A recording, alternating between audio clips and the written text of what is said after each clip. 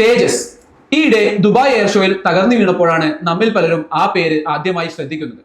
എന്നാൽ ഓരോ ഇന്ത്യക്കാരന്റെയും നിശ്ചയദാർഢ്യത്തിന്റെയും കരുത്തിന്റെയും കൂടി പേരാണ് തേജസ്.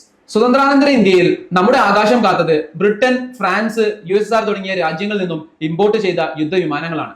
വിമാനങ്ങൾ, അതും യുദ്ധവിമാനങ്ങൾ നിർമ്മിക്കുന്നതും ഉപയോഗയുക്തമാക്കുന്നതും അത്യന്തം സങ്കീർണത നിറഞ്ഞ പ്രക്രിയയാണ്.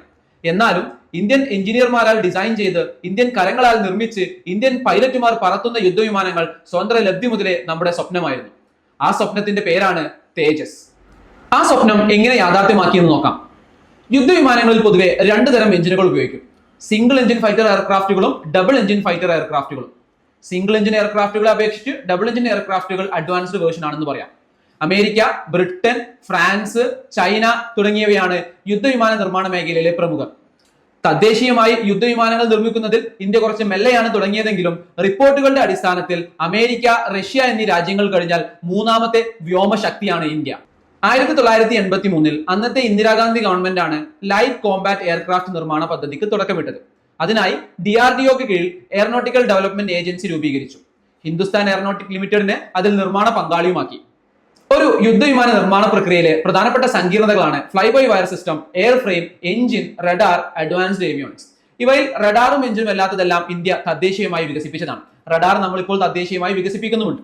ഇത്തരത്തിൽ 2001 ജനുവരി 4 തേജസിന്റെ ആദ്യത്തെ പരീക്ഷണ പറക്കൽ നടക്കുന്നത്. പിന്നീട് 2003 അന്നത്തെ വാജ്പേയി ഗവൺമെന്റ് ഈ എയർക്രാഫ്റ്റിന് തേജസ് എന്ന് നാമകരണം ചെയ്യുന്നത്.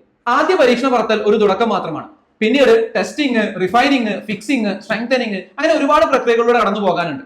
തുടർന്ന് 3000-ഓളം പരീക്ഷണ പറത്തലുകൾ നടത്തിയിട്ടുണ്ട്. ഉയർന്ന പ്രദേശങ്ങളിൽ, താഴ്ന്ന പ്രദേശങ്ങളിൽ, ധ്രുവ പ്രദേശങ്ങളിൽ, മരുഭൂമിക്ക് മുകളിൽ, ആകാശത്ത് വെച്ച് ഇന്ധനം നിറച്ച്, ആയുധങ്ങൾ ഉപയോഗിച്ച്, അങ്ങനെ ഒരുപാട് പരീക്ഷണങ്ങൾ. ഒടുവിൽ 2011 ഇനീഷ്യൽ ഓപ്പറേഷണൽ ക്ലിയറൻസ് തേജസിന് ലഭിച്ചു. 2015 ഫൈനൽ ഓപ്പറേഷണൽ ക്ലിയറൻസ് കിട്ടുന്നത്. ഇന്ന് ഇന്ത്യൻ ആർമിയിൽ ഏകദേശം 40ഓളം തേജസ് വിമാനങ്ങളുണ്ട്. ഇന്തോനേഷ്യ, മലേഷ്യ തുടങ്ങിയ ഒരുപാട് രാജ്യങ്ങൾ തേജസ് മേടിക്കാനായി നിൽക്കുന്നുണ്ട്. തേജസ് ഒരു single engine, single seated 4.5 generation multi purpose combat aircraft ആണ്. ഈ ശ്രേണിയിലെ ലോകത്തിലെ തന്നെ ഏറ്റവും മികച്ചതും ഏറ്റവും ചെലവ് കുറഞ്ഞതും. തേജസിൽ ഉപയോഗിക്കുന്നത് അമേരിക്കൻ കമ്പനിയായ ജനറൽ ഇലക്ട്രിക്സിന്റെ എഞ്ചിനാണ്. എന്നാൽ തദ്ദേശീയമായി എഞ്ചിൻ വികസിപ്പിക്കാൻ നാം ശ്രമിക്കുന്നുണ്ട്. തേജസിന്റെ അഡ്വാൻസ്ഡ് വേർഷൻ നിർമ്മാണത്തിലാണ് ഇപ്പോൾ ഇന്ത്യ. കൂട്ടത്തിൽ ഡബിൾ എഞ്ചിൻ കോംബാറ്റ് എയർക്രാഫ്റ്റ് നിർമ്മാണവും പരിഗണനയിലുണ്ട്. ചുരുക്കത്തിൽ നമ്മുടെ എഞ്ചിനീയേഴ്സിന്റെയും ശാസ്ത്രജ്ഞരുടെയും നിശ്ചയദാർഢ്യത്തിന്റെയും ആത്മവിശ്വാസത്തിന്റെയും പേരാണ് തേജസ്.